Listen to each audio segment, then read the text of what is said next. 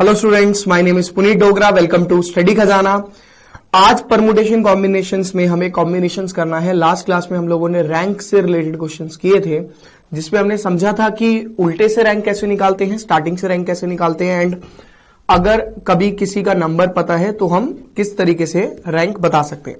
ठीक है, मतलब कई तरीके से हमने रैंक के क्वेश्चंस करे थे, 4-5 आप लोग एनसीईआरटी करेंगे और उसके बाद एक्स्ट्रा क्वेश्चन लास्ट में जो मैं आपको बताऊंगा तो आप उनको डिस्कस कर लेंगे, एक बार देख लेंगे, कोई इश्यू नहीं है। अब आते हैं दूसरी बात पे, दूसरे पॉइंट पे, काम की बात पे। अगर मैं आपसे ये बोलूं, ध्यान से सुनिएगा जो मैं बोल रहा हूं, आज हम लोग स्टार्ट करने वाले हैं, जैसे कि मैं बोलूं आपको कि कॉम्बिनेशन। तो कॉम्बिनेशन के पहले करने से पहले आपको पता होना चाहिए what is the meaning of combination. Combination है क्या, कॉम्बिनेशन क्या करता है, किस तरीके से आपकी लाइफ में हेल्प करता है। ठीक है, उस चीज को हम बोलेंगे। जैसे कॉम्बिनेशन का मतलब होगा सिलेक्शन, और सिलेक्शन से सबसे पहले समझ में आता है इंडियन क्रिकेट टीम, है ना। बहुत अच्छा एग्जांपल है। Indian cricket team is a very good example for selection. और जैसे कि हम बोलते हैं सेलेक्ट नहीं करा, इस प्लेयर को सेलेक्ट नहीं करा, उस प्लेयर को सेलेक्ट नहीं करा, दिस इज कॉल्ड सिलेक्शन। और सिलेक्शन का सबसे ज्यादा यूज प्रोबेबिलिटी में। यार ऑब्वियस है कि सिलेक्शन की बात हो रही है तो सिलेक्शन के चांसेस क्या क्या होंगे, किसी भी बंदे के सेलेक्ट होने के प्रोबेबिलिटी, जैसे युवराज सिंह के टीम में आने के चांसेस क्या होंगे, या किसी और क्रिकेट प्लेयर के टीम में आने के चांसेस क्या होंगे, क्या उसकी प्रोबेबिलिटी है। तो सिलेक्शन जो है वो प्रोबेबिलिटी से बहुत ज्यादा इंटरलिंक करता है, बहुत ज्यादा इंपॉर्टेंट भी है। अगर आप लोग सिलेक्शन को ढंग से समझोगे नहीं तो आप कर नहीं पाओगे। अच्छा, सिलेक्शन में कुछ खास मुश्किल क्वेश्चन है नहीं। Selection as it is permutation से बहुत आसान है, मैं आपको बताऊं। बट आप लोग जितना मैं पढ़ाऊंगा उतना एज इट इज भी पढ़ लोगे, that is more than enough part for you, और उससे आपके सारे क्वेश्चन लगभग सॉल्व हो जाएंगे। ठीक है, तो we are starting about selection यानी कॉम्बिनेशन। लेट्स सी सिलेक्शन, और दूसरी भाषा में बोले अपन तो कॉम्बिनेशन। दिख नहीं रहा कुछ भी, अब दिख जाएगा, ये देखो जादू है ना मेरे पास, इसलिए। ठीक है, तो सिलेक्शन मीन्स कॉम्बिनेशन या combination means selection. These two are same things. जब भी मैं सिलेक्शन की बात करता हूं तो इसके बारे में याद आता है। ठीक है, अब मैं इसको हटा देता हूं, ऊपर ले आता हूं। यहां पे एक वर्ड आता है सी। अच्छा, ये सी वो सी नहीं है जो आप लोग क्लास में बोलते रहते हो। अपने स्कूल में बच्चे सी वर्ड का बहुत इस्तेमाल करते हैं कि भाई तू तो सी है, मतलब तू तो सी मतलब क्या है, समझ गए ना तुम लोग, तो समझ गए। सी मतलब समझदार है। अब बच्चे समझदार तो ऐसे होता है सर, मेरा वाला सी अलग है बेटा। यहां पे होता है एक word NCR. The meaning of NCR is N factorial upon R factorial and N minus R का होल फैक्टोरियल। भाइयों और उनकी बहनों ध्यान से देखना, NCR N factorial upon R factorial into N minus R का whole factorial is the formula for NCR. N is the total number of objects, total number of objects या फिर थिंग्स, बात तो एक ही है sir. R is the selected things, जो आपको सिलेक्ट करनी है, सिलेक्टेड थिंग्स या सिलेक्टेड ऑब्जेक्ट्स जो आपको सिलेक्ट करने हैं। एग्जांपल लेते हैं, जैसे मैं बोलूं कि अगर मेरे पास 15 लोग हैं टीम में मतलब इंडियन क्रिकेट टीम नहीं है अभी, मेरे पास एक टीम है जिसमें 15 लोग हैं, तो 15 में से 11 सिलेक्ट होने के कितने तरीके हो सकते हैं। अब बच्चा कहेगा सर तरीके मतलब क्या यार देखो, तुम्हारे बहुत सारे दोस्त हैं, एक तुम्हारी अपनी खुद की गली की एक टीम है जो तुमने बना रखी है, मैं उसके एग्जांपल ले रहा हूं और बढ़िया तरीके से एग्जांपल लेके बता रहा हूं।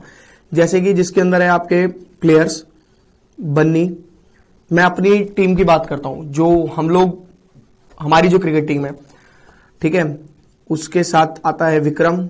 एक्चुअली हम लोग ओपनिंग में, हम दोनों ओपनिंग पे जाते हैं, रियलिटी है। अब बच्चे मजाक उड़ा रहे होंगे, यस सर क्या बात कर रहे हो आप तो, अरे नहीं भाई सच में, ठीक है, बट मैं फेस नहीं करता।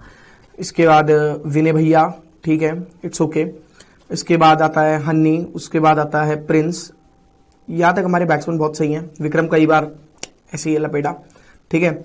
उसके बाद अपना अर्जुन है, उसके बाद अपना विशेष है। मतलब हमारी टीम भी काफी बड़ी है, 1 2 3, बच्चों को मेरा निकनेम पता लग गया है ना, 5 6 7 8। उसके बाद हमारे सोनू भैया, उसके बाद हमारे आशीष भैया, he is very good bowler.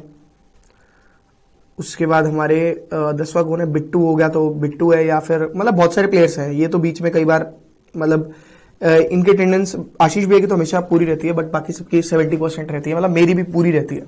Her Sunday मैं मैच खेलता हूं प्रॉपर तरीके से, नो प्रॉब्लम। आशीष, बिट्टू, मतलब ये प्लेयर्स हैं, मैं जानबूझ के नाम लिख रहा हूं, ठीक है। और विवेक भैया भी आते हैं हमारे पास एक खेलने के लिए। एक और भैया हैं, उनका नाम था आशीष, विनय भैया, ठीक है। और कौन अपनी टीम से खेला है? हाँ, टोकन, सरन, टोकन बोलते हैं हम इसको, ठीक है। 14th अपना कौन है, और कौन है, और कौन है, और कौन है, बहुत सारे हैं यार, 15 प्लेयर लूंगा मैं जानबूझ के, कुछ पानी पिलाने वाले भी तो रखूंगा ना, ठीक है। कभी कभी कन्नू खेल लेता है, ये हमारा छोटा भाई है, बहुत रेयर खेलता है बट, ठीक है। और कौन है, और कौन है, और कौन है, और कोई खेलने आता है क्या अपने साथ? हाँ, मेन प्लेयर तो रह ही गया, Saurabh. He is a county cricket खेलता है ये लड़का, इंग्लैंड भी जा चुका है एंड साउथ अफ्रीका भी जा चुका है और अभी दोबारा जा रहा है, ठीक है, इट्स ओके। फिलहाल हम बात करें 15 लोगों की, अपने पास ये 15 लोग हैं, ठीक है। ये मेन प्लेयर था, मैंने बीच में गायब भी कर दिया, ठीक है, इट्स ओके। अब इन 15 में से आपको बोला जाए कि 11 की आपको टीम बनानी है, तो टोटल नंबर ऑफ विज, तो आप कहेंगे 15C11। अब 15C11 का आंसर देखिए क्या आ रहा है, 15 factorial upon 11 factorial into 15 minus 11 का होल फैक्टोरियल। करना नहीं है अभी, 15 इंटू 14 इंटू 13 इंटू 12 इंटू 11, नीचे लिखता हूं यार, कैलकुलेशन नहीं होगा। 15 into 14 into 13 into 12 into 11 divided by 11 factorial into 4 factorial, ठीक है। 11 से 11 गया अपना, अच्छा 4 फैक्टोरियल हो गया, 4 3 जा 12 2 24, तो इसको हम 15 इंटू 14, एक काम कर रहा हूं, इसको यही ओपन कर रहा हूं, जगह नहीं है ना यार। 4 3 जा 12 2 7, इसको मल्टीप्लाई किया मैंने, ये मेरा आंसर आया टोटल मल्टीप्लीकेशन करने के बाद 15 into 13 into 7, 1365 is the total number of ways of selecting 11 people from 15। अब यार बच्चा कहेगा सर ये क्या बकवास लिख दिया आपने, तो ये तो गलत है, कैसे हो सकता है 1365 तरीके कैसे हो सकते हैं भाई, 1365 तरीके कैसे हो सकते हैं जबकि बंदे ही आपके 15 है। हाँ देखो, ऐसा हो सकता है सबसे पहला तरीका कि 11 के 11 जो स्टार्टिंग में लिखे हैं वो प्लेयर सेलेक्ट हो गए। दूसरा तरीका क्या हो सकता है? दूसरा तरीका ये हो सकता है कि पहले 10 प्लेयर सेलेक्ट हुए, बिट्टू तक सेलेक्ट हुए, दूसरा तरीका बता रहा हूं, 10 यहां तक सेलेक्ट हुए और एक ये सेलेक्ट हो गया, ठीक है। तीसरा तरीका ये हो सकता है कि 10 यही सेलेक्ट हुए, एक ये हो गया। चौथा तरीका ये हो सकता है 10 ये सेलेक्ट हुए, ये हो गया। पांचवा हो सकता है 10 ये और ये। ऐसे सोचो कितने सारे तरीके होंगे। अब क्या करूंगा, अब 9 ये सेलेक्ट कर लिया मैंने और 2 ये, 2 तो हो चुके एक बारी, ये 2 भी हो चुके, ये 2 सेलेक्ट हो गए, फिर 11 और 13, फिर 11 और 14, फिर 11 और 15, मतलब यार इतने सारे बंदे सेलेक्ट हो गए, मतलब ये क्या तरीका हुआ, ठीक है। तो ऐसे कैसे करेंगे? This is called combination, this is called selection. मतलब सिलेक्शन होने के चांसेस क्या क्या है? चांसेस नहीं है, this are total number of ways in which 13 in which your team can be formed. आप टीम बना सकते हो, कुछ भी कर सकते हो, मतलब कॉम्बिनेशन का यूज है वो इसी तरीके से होता है, ठीक है। समझ में आ रहा है मेरी बात में क्या कह रहा हूं? तो कॉम्बिनेशन का जो यूज है भाइयों और उनकी बहनों, वो बहुत सिंपल है। वो क्या है? इस तरीके से सिलेक्शन होना, ठीक है। इसमें कॉपी करने वाला कुछ नहीं है सिवाय इसके, आप इसे पहले कॉपी कर लो, फिर हम चीजों पर और चीजों पर आएंगे, ठीक है। Please noted, please note down.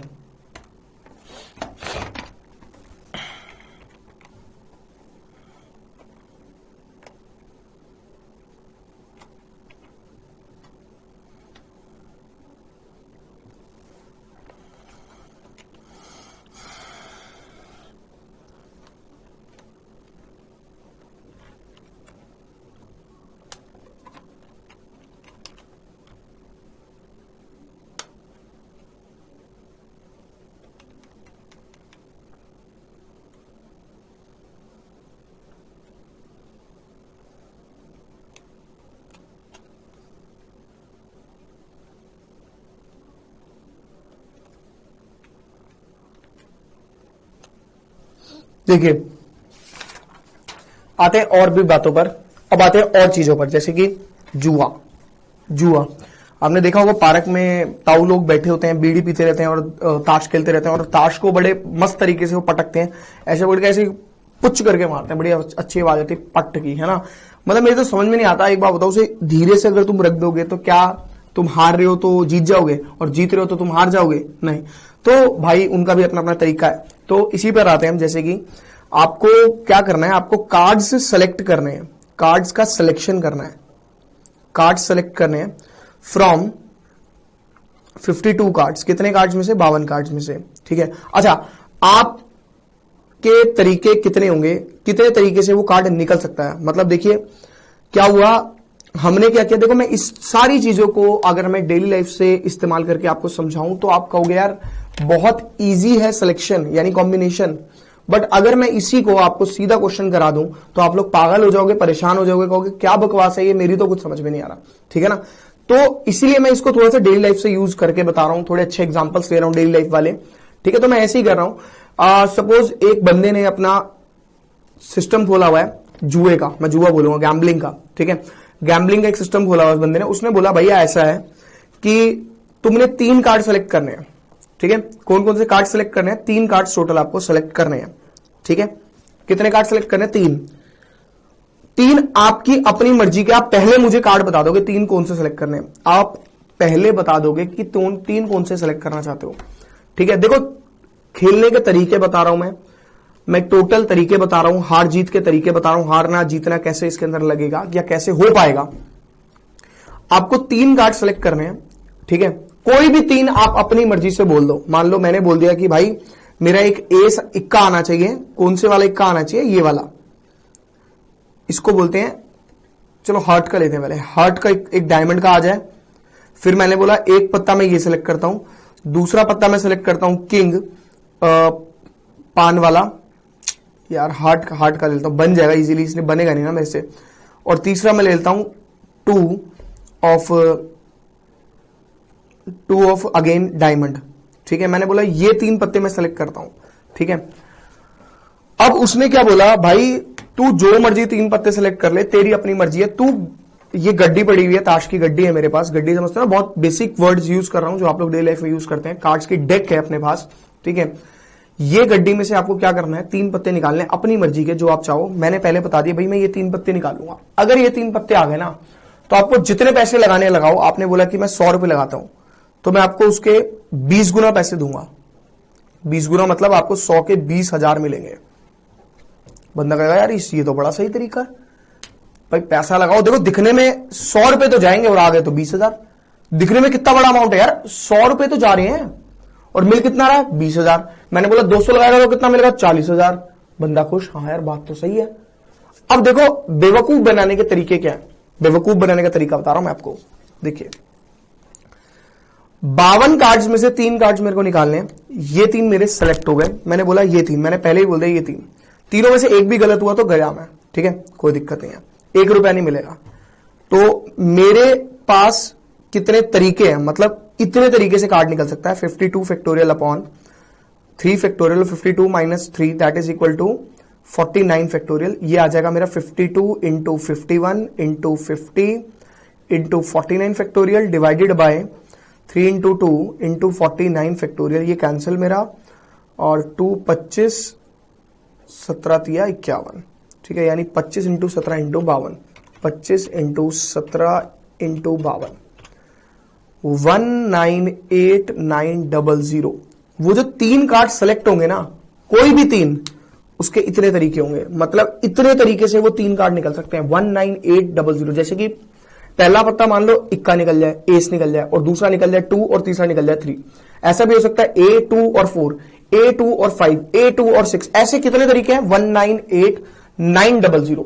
यानी इतने चांसेस जब कोई चल देगा तब शायद उसका एक फंस जाए नंबर जो उसे चाहिए। मतलब दिखने में फिगर देखो, मैंने बोला भाई 100 रुपए लगा 20,000 ले जा। कमाई करने का तरीका बता रहा हूं, मैथ्स कितना तरी सही है। अब बंदे क्या करेंगे, जाके खोल लेंगे गैम्बलिंग की दुकान। आओ भाई आओ, खेलो, पत्ते खेलो, आओ, ठीक है। 3 पत्ते सेलेक्ट करो, 100 के 20,000 दूंगा। तुम्हारे 3 पत्ते तुम्हें अपनी मर्जी से पहले मुझे बताने, मैंने 3 पत्ते बताए, मैंने कार्ड में से 3 पत्ते निकाल लिए। सपोज ये मेरे कार्ड्स हैं, इनमें से मैंने 3 पत्ते निकाले, पहला, दूसरा और तीसरा। ये तीनों में से कोई भी सेलेक्ट, तीनों में से कोई भी एक, तीनों के तीनों सेम आने चाहिए। एक भी अनइक्वल हुआ, एक भी खराब हुआ तो मैं नहीं दूंगा पैसे। हाँ 20,000 रुपए मिलेंगे। बंदा कहेगा यार जा रहे हैं तो 100 रुपए जा रहे हैं, मिलने को तो 20,000 मिल रहे हैं। दिखने में क्या है, दिखने में तो बहुत बड़ा अमाउंट है, दिखने में बहुत बड़ा अमाउंट है ना, बट एक्चुअल में क्या है, हालात उसके दिख रहे हैं तुम्हें, हालात दिख रहे हैं उसके कितने हैं। हालात है उसके 198900 1 10 100 1000 10,000 लाख, यानी 1,98,900 गेम खेलने के बाद शायद किसी एक बंदे का नंबर आ जाए। अब वो कितने भी पैसे लगा के बैठा हो, अब सब बंदे 100 रुपए भी लगा रहे हैं अगर मान लो सपोज, तो भाई उसके पास इतने चांसेस के बाद उसको 20,000 रुपए देने को, तो 100 से मल्टीप्लाई कर लो आप इसको, यानी उसके पास आ गए पैसे, अगर आप कैलकुलेट करो तो उसके पास आ गए 1989123 1 10 100 1000 10,000 लाख 10 लाख करोड़, 1,98,90,000 रुपए उसकी जेब में आ गए। समझ में आ रही है बात? 1,98,90,000 रुपए उसकी जेब में आ गए, और अगर 100 रुपए लगा रहा है हर बंदा तो ठीक है, और देने कितने उसको, सिर्फ अगर कोई एक आधा बंदा आ भी गया तो 20,000। समझ में आ रही बात? चलो 100 बंदों की भी गेम आ गई, 200 की भी आ गई, 300 की भी आ गई, 200 इंटू 20,000 भी कर लो तब भी इतना नहीं होता भाई, 400 इंटू 20,000 भी कर लो, अगर मैं डिवाइड भी मार दूं 20,000 से तो ये बन जाता है आपका 9,945 सॉरी 994.5, यानी 994 लोग अगर 100 ले आएंगे, मतलब अपने कार्ड ले आएंगे निकालने के बाद, तब जाके ये पैसा वो रिकवर करेंगे, पूरा वापस ले जाएंगे मुझसे। अभी तो मैंने अपनी जेब से कुछ दिया ही नहीं, ये तो दूसरों से पैसा आया था वही बांट दिया।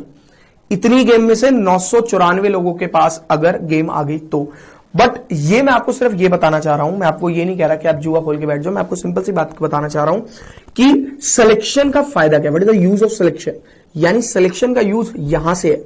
This is all figures. जितनी ये चीजें होती है ना लक की जो होती हैं, वो एक्चुअली बनाई इस तरीके से जाती है, परमुटेशन कॉम्बिनेशन लगा के। देखा कितना ज्यादा यूज है। अब बंदा कहेगा सर ये तो नेगेटिव आपने रोल्स बताया, बिल्कुल नेगेटिव रोल ये बताया मैंने, इससे पहले वाला इज द पॉजिटिव रोल, वो टीम इंडिया का सिलेक्शन होने का, ठीक है ना। ऐसे बहुत सारे सिलेक्शन है जो पॉजिटिव रोल्स हैं, जो पॉजिटिव गेम्स हैं, ठीक है ना। तो नेगेटिव भी होता है और पॉजिटिव भी होता है, दोनों फायदे होते हैं हर एक चीज के, और हर एक उसके। बच्चे कहेंगे सर ये काम करने की जरूरत क्या है, 2 दिन भी अगर मैंने इस जुआ चला दिया तो मैं तो वही 5 करोड़ 10 करोड़ का मालिक हो जाऊंगा, मेरे को क्या दिक्कत है, और पुलिस वालों को खिला दूंगा 10-15 लाख रुपए, है ना। नहीं भाई ऐसा नहीं होता, ठीक है। हर चीज के अपने डिसएडवांटेजेस होते हैं और इसके बहुत ज्यादा होते हैं, ठीक है। तो फिलहाल हम बैक टू वर्क, हम काम की बात पर आते हैं। तो सिलेक्शन का मतलब समझ में आया, what is the meaning of selection, ठीक है। कि जब भी सेलेक्ट करना है तो उसका मतलब ये नहीं होता कि अगर 52 कार्ड्स हैं तो 52 ही तरीके होंगे सेलेक्ट होने के, ठीक है। अच्छा, बंदे को बोला 3 पत्ते सेम लाओ। देखो मैं इसकी एक और एडवांटेज बता रहा हूं, एडवांटेज, यूजेस अगर हमें किसी भी चीज के पता होंगे तो वो चीज हमारे लिए उतनी ही आसान हो जाएगी कैलकुलेट करना। मैं आपको एडवांटेजेस बताता हूं। जैसे मैंने 3 कार्ड्स बोले थे, 3 कार्ड सेलेक्ट करो, ठीक है। बंदे ने बोला ठीक है, और एक बंदे ने बोला सर मैं एक पत्ता बताऊंगा, पहला मैं एक ही पत्ता बताऊंगा पहले, जैसे आप पहले कहते हैं ना पहले 3 पत्ते बता दो। इसने बोला ये, उसने बोला ये के, ठीक है, उसने बोला 2 डायमंड, ठीक है। उसने बोला मैं एक ही पत्ता बताऊंगा आपको, केवल एक पत्ता। कितना पत्ता? 1, ठीक है। पहले बताऊंगा और वो निकालूंगा, अगर मेरा वो आया तो मैं जीता हुआ मान ले, तो मैं जीत गया। तो वो मना कर देता है, क्यों? क्योंकि उसके चांसेस जीतने के देखिए क्या हो जाएंगे, 52 तरीकों से पत्ता निकल सकता है। इसे कैलकुलेट करो तो 52 आएगा, यानी उसके अंदर टोटल हर बंदा 52 पत्तों के बाद जीत जाएगा, 52 गेम के बाद एक गेम जीत जाएगा। तो 52 गेम अगर 100 रुपए की भी है तो उसके हाथ में तो 5200 आया, और अगर कोई बंदा एक गेम भी जीत गया तो वो तो 20,000 ले जाएगा। यहां पे पड़ गया पंगा। चीज समझ रहे हो कि ऐसा जरूरी नहीं है कि अगर 3 पत्ते आप निकाल रहे हो तो उसके चांसेस उतने ही खराब हो जाएंगे जीतने के। ज्यादा पत्ते निकाल रहे हो तो, कम निकाल रहे हो तो आपके उतने ज्यादा चांसेस बढ़ जाएंगे। हाँ अच्छा, हर केस में ऐसा भी नहीं होता कि आप ऐसे सोचो, मान लो एक बंदे ने बोला मैं 51 पत्ते बताऊंगा, 51 निकालना, तो 52C 51 उसके टोटल वेज हो गए। इसके तरीके भी 52 होते हैं। तो ये नहीं है कि फिगर अगर आप पत्ते बढ़ा दोगे या पत्ते कम कर दोगे तो आपके जीतने के चांसेस या आपके टोटल सैंपल स्पेस आने के चांसेस बढ़ जाएंगे या घट जाएंगे। ये चीज ध्यान रखना, this is very very important point, ठीक है। इस चीज का ध्यान रखें, ठीक है।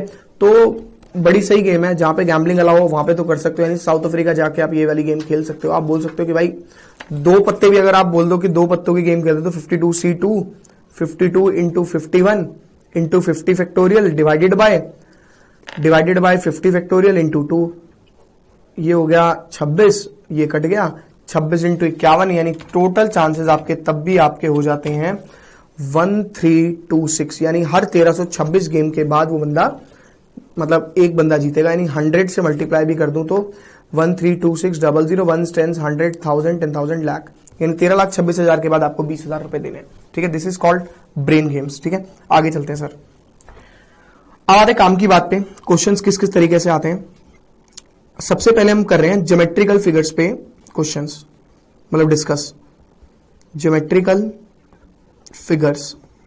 देखिए ज्योमेट्रिकल फिगर्स पे आपके पास एनसीईआरटी में कुछ खास क्वेश्चन है नहीं, बट मैं आपको बताऊंगा ज्योमेट्रिकल फिगर्स पे कैसे करते हैं क्वेश्चन। जैसे कि आपको बोला जाए कि पहला पार्ट आपको बोला जाए नंबर ऑफ पैरेललोग्राम्स और rectangles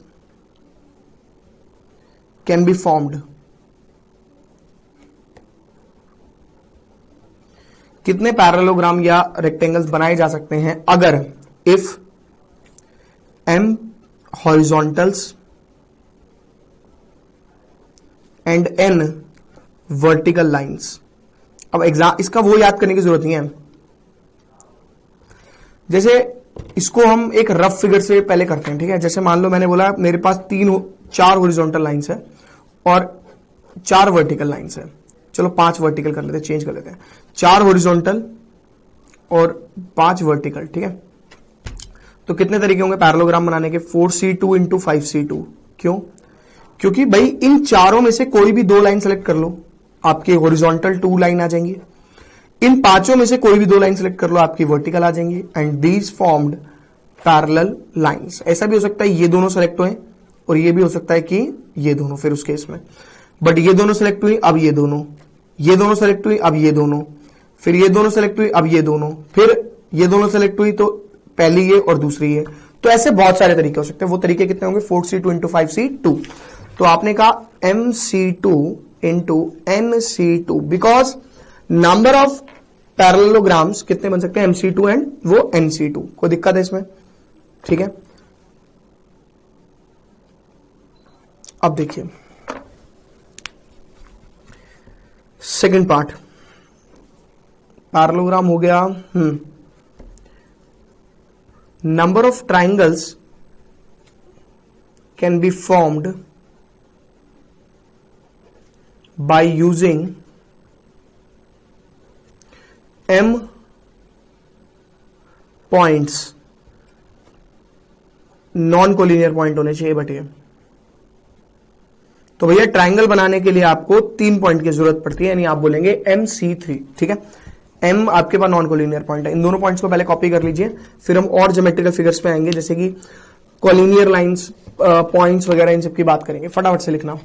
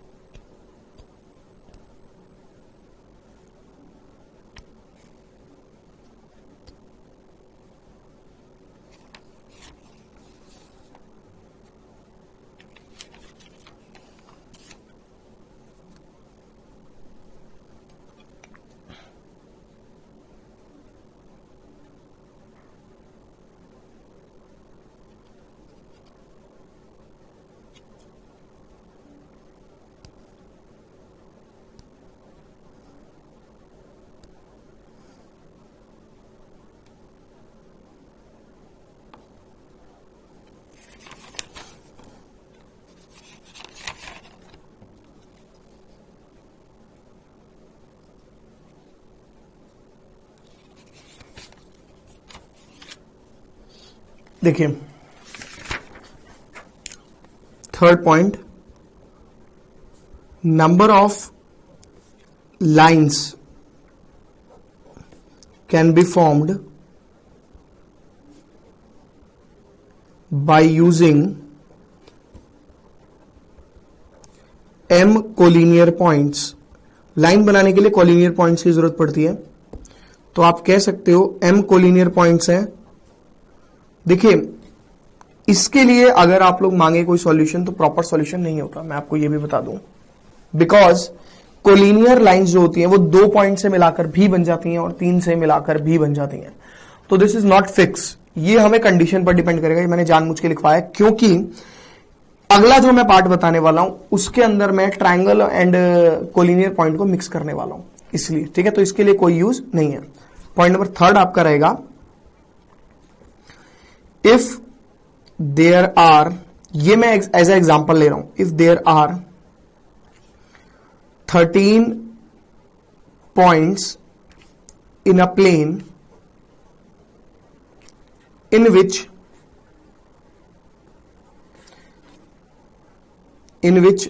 7 are collinear,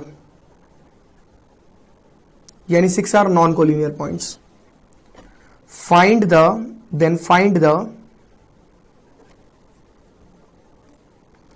number of ways of selecting these points and formed triangle. देखिए सर, ट्रायंगल सभी को पता है कि ट्रायंगल जो है वो 13 पॉइंट से, पहले मैं इसका आंसर लिखा था, नीचे जगह नहीं है, आंसर लिखवा रहा हूं उसके बाद मैं समझा रहा हूं, तो आपके पास तो जगह होगी, तो इसका आंसर होगा 13c3 - 7c3। ठीक है, क्यों होगा ये समझते हैं जरा, पहले आप इसे लिख लो फिर मैं बताता हूं क्यों।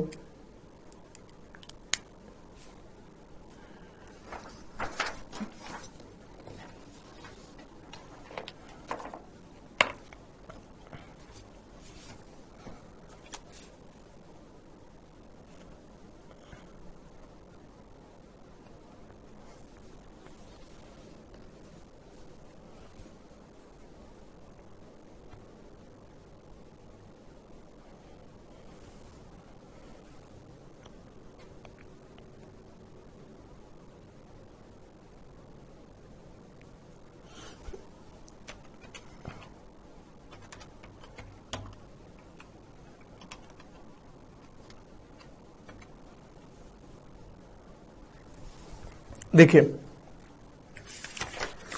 13 पॉइंट्स हैं किसी प्लेन पे, 7 कोलिनियर है एंड 6 आर नॉन कोलिनियर। बच्चों के दिमाग में आ रहा होगा सर 6c3 आंसर होना चाहिए क्योंकि 6 जो है वो नॉन कोलिनियर है। ठीक है, नहीं बेटा ऐसा नहीं होता, देखो कैसे, ये 6 पॉइंट हो गए जो कि नॉन कोलिनियर है, इनको कोलिनियर नहीं मानना। ये 7 पॉइंट हो गए जो कोलिनियर है। ठीक है, इन 6 से तो आप कहीं पर भी ड्रॉ कर लो, ट्रायंगल बन जाएगा कैसे भी करके। ठीक है, आप कहीं से भी कैसे भी करके ट्रायंगल बना सकते हो, दिखाता हूं मैं कैसे।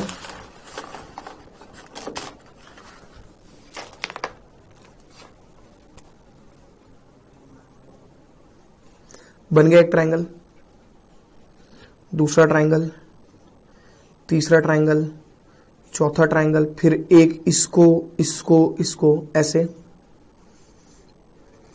बहुत सारे बन जाएंगे। तो इसमें तो आ गया 6c3। बट यार इन पॉइंट्स का क्या, बिल्कुल ठीक बात है, इनका क्या होगा। देखो 6 तो ये नॉन कोलिनियर थे, 7 कोलिनियर थे, एक ट्रायंगल इनसे भी तो बनेगा, ये तो लिया ही नहीं आपने। एक ट्रायंगल इससे भी तो बनेगा, फिर ऐसे भी तो बनेगा, फिर ऐसे भी तो बनेगा, तो यार ये सारे तो काउंट नहीं करे। यानी मैं ये मानता हूं कि अगर ये 13 के 13 ट्रायंगल, ये 13 के 13 पॉइंट ट्रायंगल बनाते तो 13c3 इसका आंसर होता। लेकिन प्रॉब्लम ये है, ये 7 में से कोई भी 3 अगर सेलेक्ट हो जाएंगे तो वो कभी जिंदगी में ट्रायंगल नहीं बनाएंगे, वो हमेशा कोलिनियर लाइन बनाएंगे, एक लाइन बनाएंगे। तो ये 7 में से 3 को मैं माइनस कर देता हूं। समझ में आ गई बात। इससे क्या होगा, इन 7 में से कोई भी लाइन आपस में कोई भी 3 पॉइंट सिलेक्ट नहीं होंगे, 2 होंगे और एक ऊपर वाले का होगा तो ट्रायंगल बन जाएगा, बट 3 नहीं होंगे। क्यों? क्योंकि मैंने 7C3 माइनस किया, -7C3। This is very important question for entrance exam, ये चीज ध्यान रखना, और ये डायग्राम से समझ में आता है। ठीक है, आगे चलते हैं sir.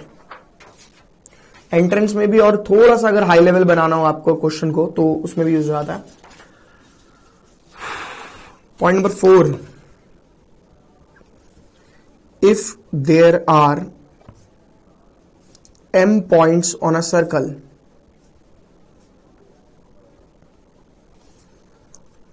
so number of ways can chord be formed, chord बनाना है आपको। तो आप कहेंगे देखिए m पॉइंट्स है सर्कल पर, तो MC2, क्योंकि कॉर्ड बनाने के लिए कोई भी 2 पॉइंट को ज्वाइन कर दो, जैसे कितने भी पॉइंट है मान लो, ठीक है, उनमें से किसी भी 2 पॉइंट को ज्वाइन करोगे हमेशा कॉर्ड बनेगा, ठीक है ना, हमेशा। तो MC2 is your final answer. समझ में आ गया? इसे भी कॉपी कर सकते हो आप। ये थी ज्योमेट्रिकल फिगर। आगे चलते हैं।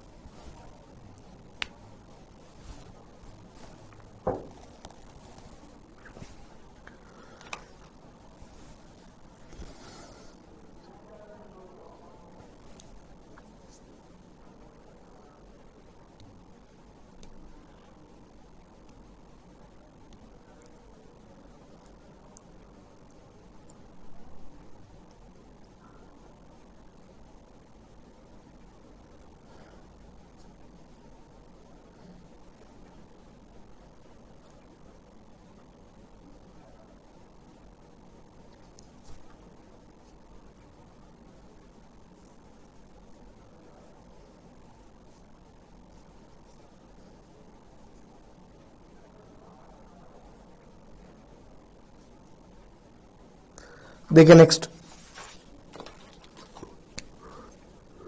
एग्जाम में एक और चीज पूछी जाती है, शेक हैंड पे क्वेश्चन आता है, हाथ मिलाने पर।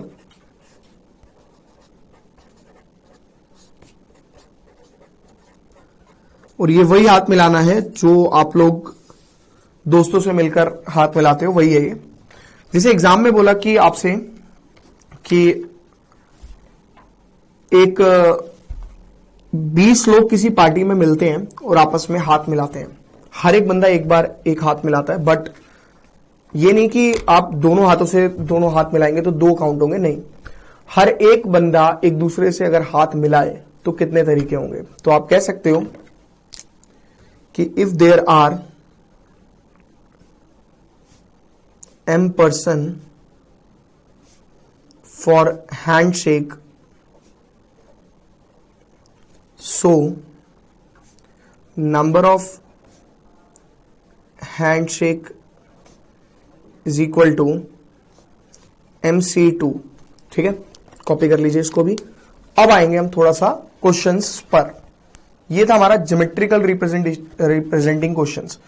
क्वेश्चंस ज्योमेट्रिकली होते हैं और उसके अलावा पर्सन पे होते हैं। पर्सन मतलब जैसे हमने टीम वाले पे बात करी थी, और ताश के कार्ड्स पर भी होते हैं। तीसरा और चौथा एक थ्योरम है जो सबसे इंपॉर्टेंट है, वो भी मुझे करानी है। ठीक है,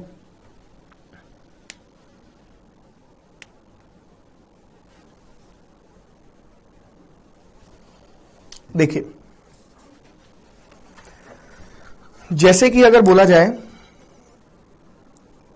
कि मैं क्वेश्चंस जो एनसीईआरटी में है वही क्वेश्चंस आप ऐसा समझ लो कि मैं करवा रहा हूं, बट थोड़ी सी लैंग्वेज चेंज करके आसान करके, फिर हम एनसीईआरटी पे क्वेश्चंस पर आ जाएंगे। जैसे कि क्वेश्चन आया, देयर आर 9 सब्जेक्ट्स। आपके कितने सब्जेक्ट्स हैं? 9 सब्जेक्ट्स हैं। और 9 सब्जेक्ट कौन कौन से वो मैं लिख देता हूं। English, Hindi, physics, chemistry, maths, bio, history, geography and Sanskrit. ठीक है, आगे सुनते हैं. इन विच 2 subjects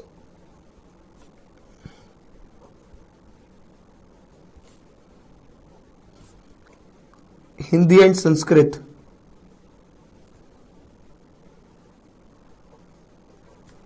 are compulsory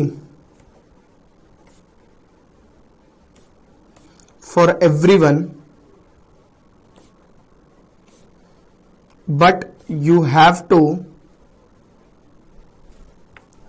select only 5 subjects. So find total number of ways.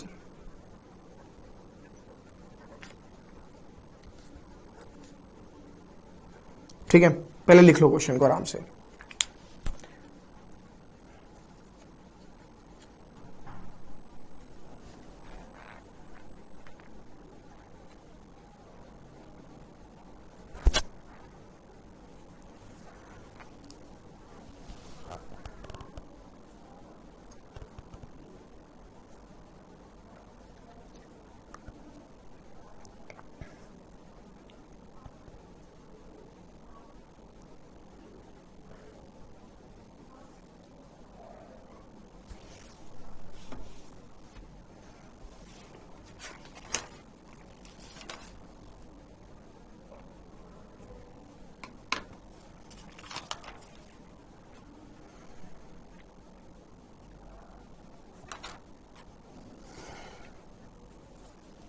देखिए, आपको उसने बोला है कि हिंदी और संस्कृत सब्जेक्ट आपको पढ़ना जरूरी है, ठीक है ना, यही बोला है. आपको टोटल सब्जेक्ट जो पढ़ने हैं वो पढ़ने हैं 5. तो बचे 7 सब्जेक्ट. कौन कौन से? English, physics, chemistry, maths, bio, history, geography. इनमें से कोई भी 3 सेलेक्ट करेंगे. देखो, ये 2 में से 2 पढ़ने कंपलसरी हैं, यानी 2C2. 2 में से 2 पढ़ने कंपलसरी है, ये सबके लिए भाई. बट इनमें से आपके पास चॉइस रहेगी कि आप कौन से पढ़ना चाहते हैं. 1 2 3 4 5 6 6 1 2 3 4 5 6 7 7 में से कोई भी 3, क्योंकि टोटल तो मैं 5 ही पढ़ूंगा, ऐसा तो नहीं है मैं छठा सब्जेक्ट भी मांग लूंगा. तो ये तरीके हो गए इनको सेलेक्ट करने के. बट आपके पास एनसीईआरटी में 7.3 में लास्ट क्वेश्चन जो है, शायद आई थिंक क्वेश्चन नंबर 9 है, कि देयर आर 9 कोर्सेज. कोर्सेज मतलब है सब्जेक्ट है. 2 specific courses are compulsory. Hindi और संस्कृत मैंने बोला कंपलसरी है, तो 2C2 ले लेंगे उस केस में और इस तरीके से कैलकुलेट कर देंगे. ठीक है, तो आप इसे कॉपी कर सकते हो, ठीक है ना.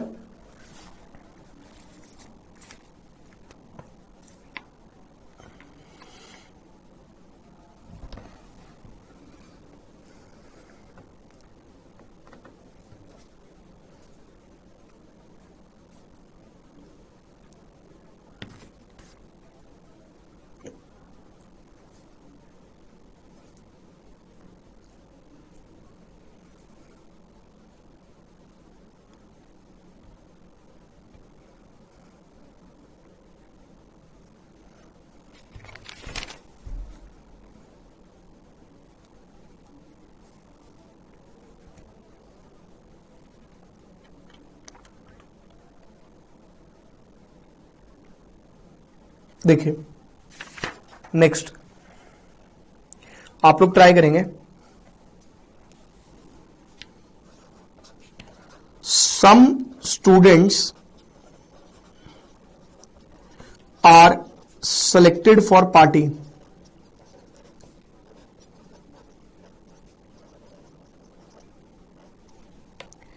From a class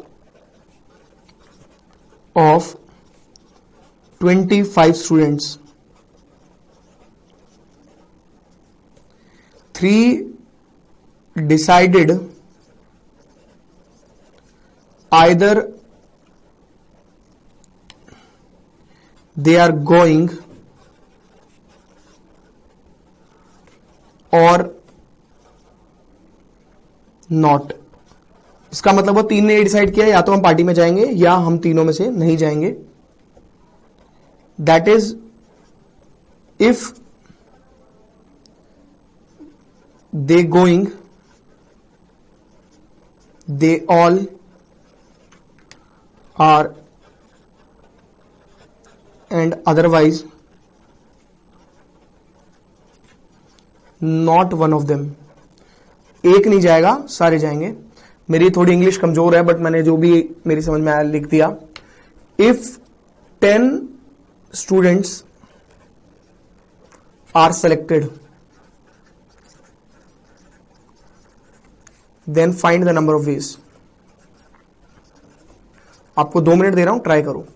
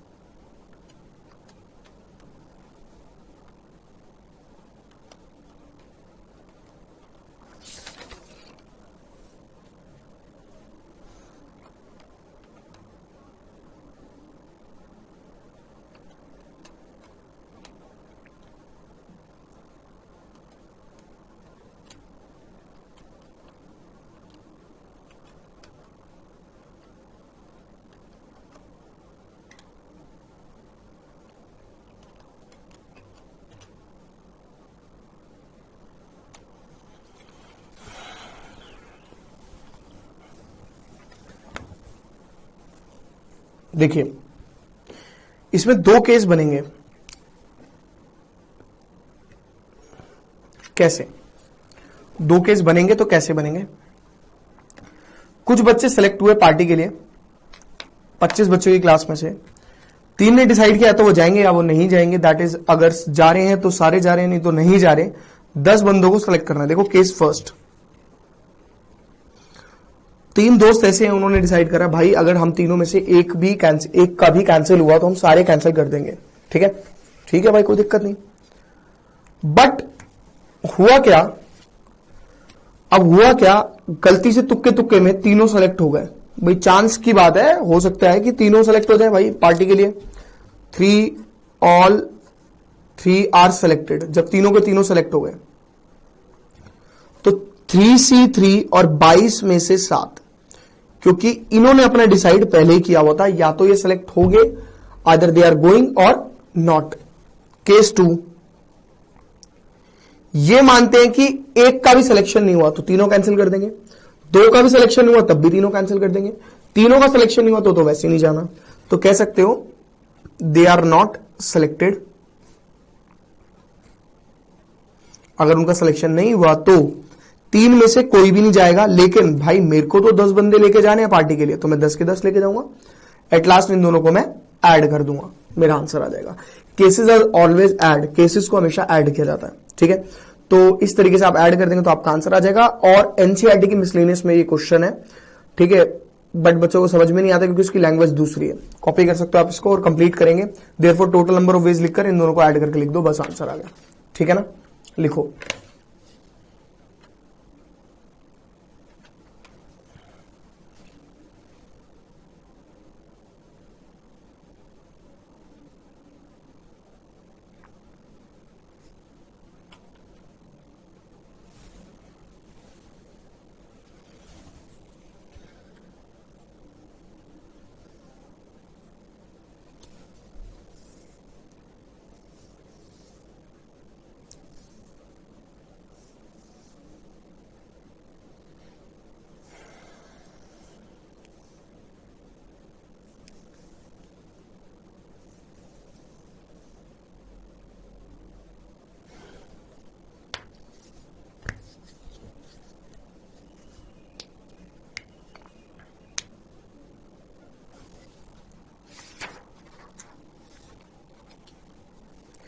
देखिए next question,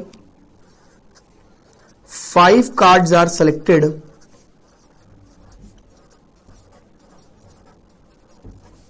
from a deck of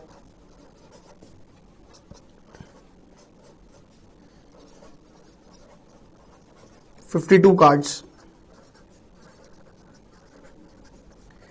If one ace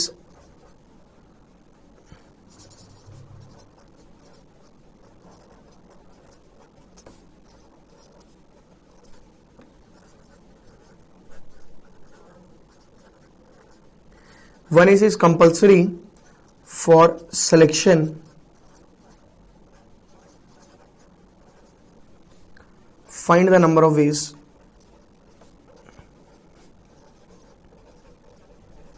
ये भी आपका थर्ड एक्सरसाइज, फोर्थ एक्सरसाइज में आपको मिल जाएगा।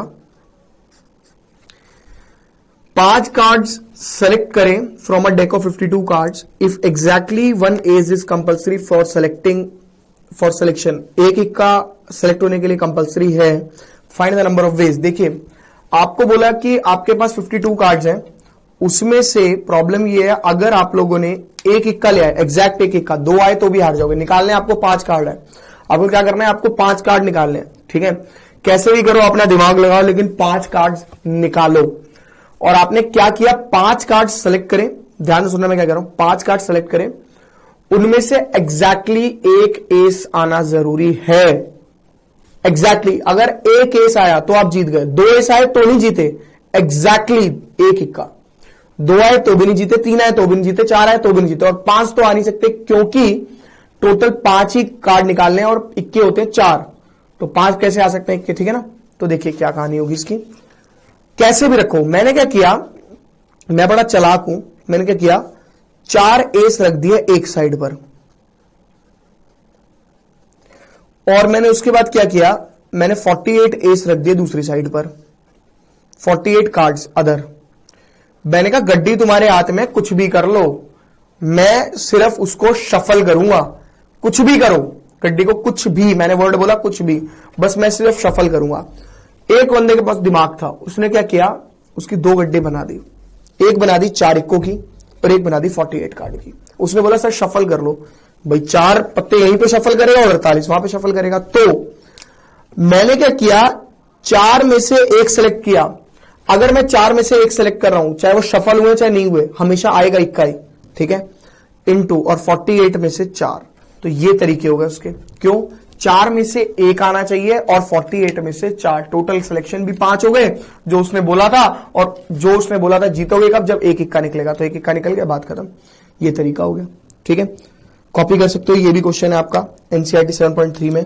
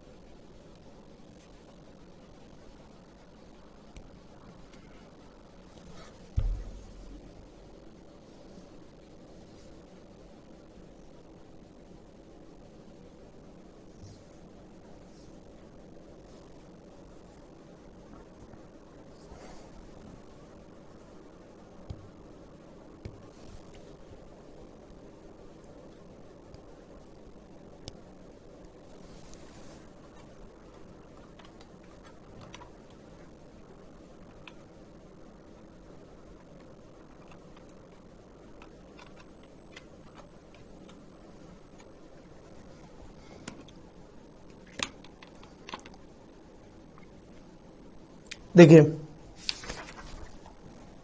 Next question,